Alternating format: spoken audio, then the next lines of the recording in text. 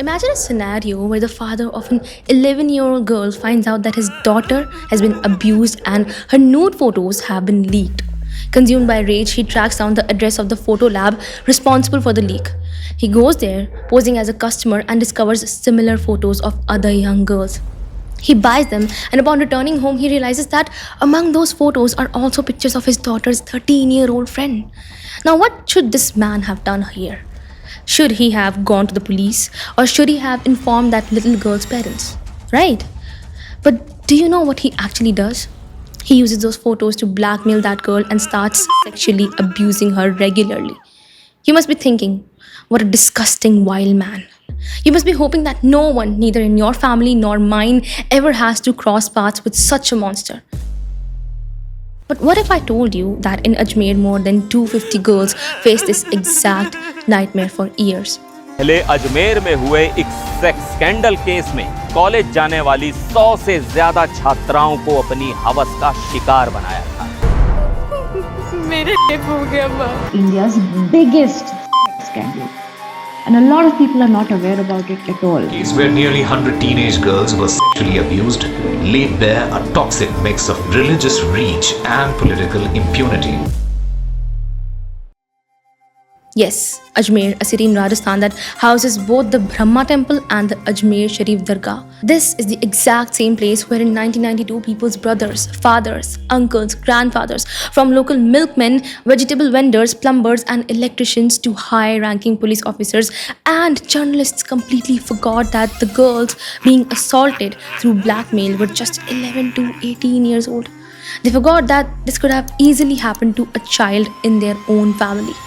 Overnight in Ajmer, nude photos of more than 250 young girls, school-going girls, went viral. Their families sold everything they owned and fled to cities like Jaipur, Delhi and Mumbai. Those girls lost their relationships, marriages, friends, relatives and education. Everything was ruined. And all of this started with the sheer lust of just two guys. To know the full story, make sure to watch this video till the end. It all began around 1990 at Sophia Girls' School, a famous and upscale convent school in Ajmer. It was considered the best school in the city, attended mostly by girls from wealthy, well-to-do families, girls whose families boasted strong political connections and access to fine homes, cars, and lavish lifestyles. In short, they lacked nothing. Among these girls was a 14-year-old who was in regular contact with two men, Farooq Chishti and his brother Nafis Chishti. These two men were roughly 26 or 27-year-old cousins to each other and 12-year older than the girl. The family was among the most powerful and prominent families of the Ajmer Dargah. Furthermore, the elder brother Farooq Chishti was the youth Congress president at the time, while Nafis served as the vice president consequently. The two of them used to hang around outside the school and gradually they struck up a conversation with the girl. Farooq would give her expensive gifts, take her out and throw parties for her friends. Because of all of this, the girl eventually began to comply with whatever they asked of her. One day, the two brothers lured the girl into going into a secluded flat. Since she was familiar with them and Farooq had even made romantic promises to her, she saw no issue with bunking school to go along with them. Later, Farooq asked to have a sexual encounter. The girl initially refused, but she eventually gave in due to his false promise and her own naivety. She agreed. Then, under the pretext of offering her something to consume, Farooq spiked her cold drink with a sedative. Once she lost consciousness, they ganged her, an act involving Farooq, his brother, and several of their friends, and took nude photographs of her using a color camera. When the girl regained consciousness, they threw the photos in front of her and bluntly threatened that if she told anyone about this, they would circulate the pictures at her school among her family and across Ajmer. Terrified, she pleaded to be let go, saying she was ready to agree to anything they asked for. This was the very moment they had been waiting for. Then, they placed a wild condition before her. If she wanted her photos back, she had to arrange for two of her school friends to meet them.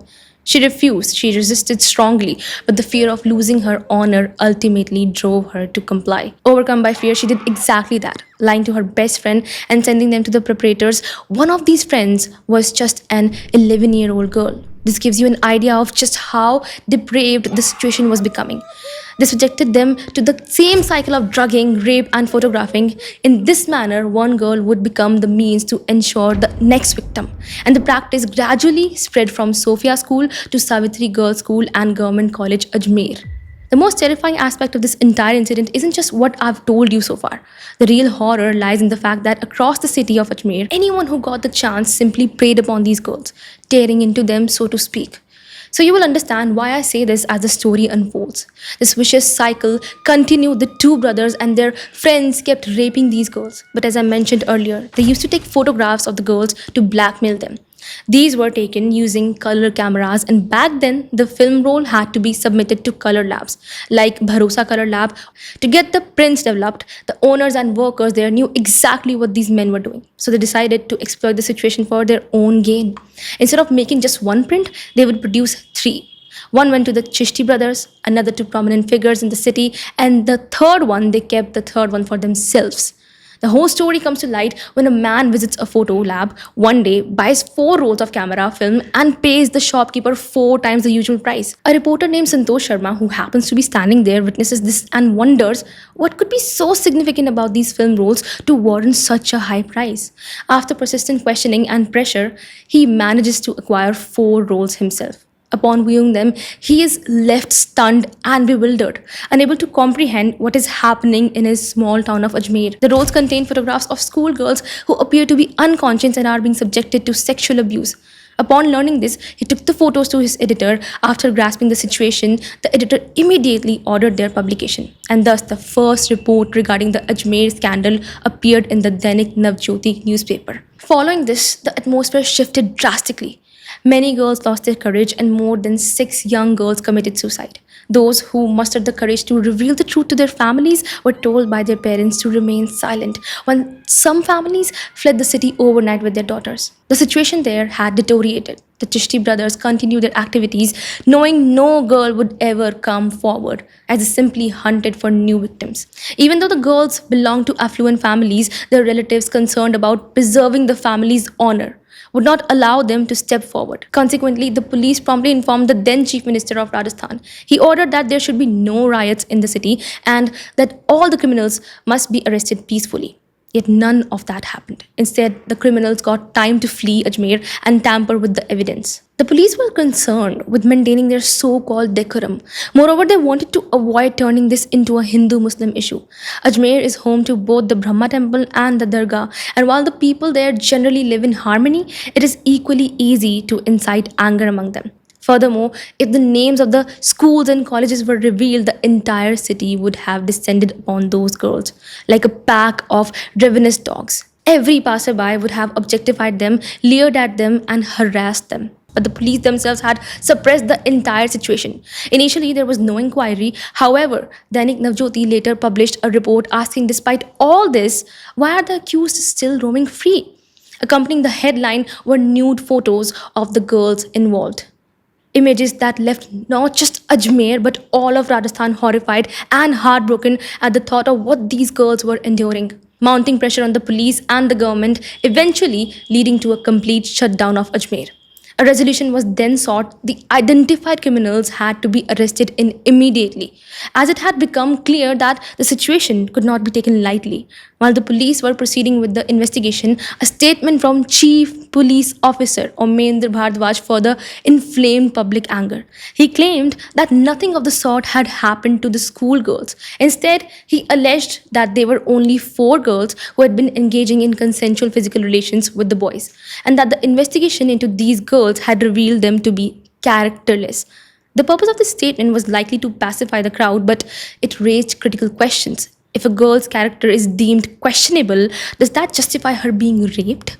Does a flawed character warrant having nude photos taken of her? Moreover, we're talking about a schoolgirl, a minor, so who gave the police the authority to issue a character certificate for any girl? Protests intensified after this statement. It was like adding fuel to the fire. Pressure mounted on the government from both the public and the opposition. A proper investigation finally began, as the police had previously only tried to suppress the matter. It was revealed how a girl was entrapped and coerced into bringing other girls into the fold under the threat that her photos would be leaked. Although social media didn't exist back then, the fear and shame were real.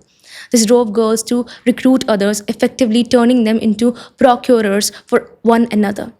As the investigation identified two or three of these girls, they were questioned so they could provide testimony. Simultaneously, details emerged about the criminals involved at the location where the videos were being filmed. Consequently, with the help of an NGO, the police identified 30 young women. They were counseled and persuaded to come forward, resulting in a total of 12 women filing reports. However, these women and their families were subjected to various forms of intimidation and threats, causing almost all of them to withdraw. Only two women remained, and their testimony led to the arrest of 11 individuals. Just imagine, over 200 to 250 young women were victimized, yet only two testified. It has been over 30 years since this case occurred. Those girls would now be between 40 to 50 years old. They likely have families and children of their own. Some might be working or managing households, and some might even have grandchildren. Yet they still carry the memories of those 2 years in Ajmer with them today. I'd like to share a few more details about this case. It wasn't that these girls didn't want to speak up or didn't desire justice. However, their families did not support them. Consequently, once they grew up and became independent, nearly 100 of them filed cases in court. Yet to this day, nothing has come of these cases.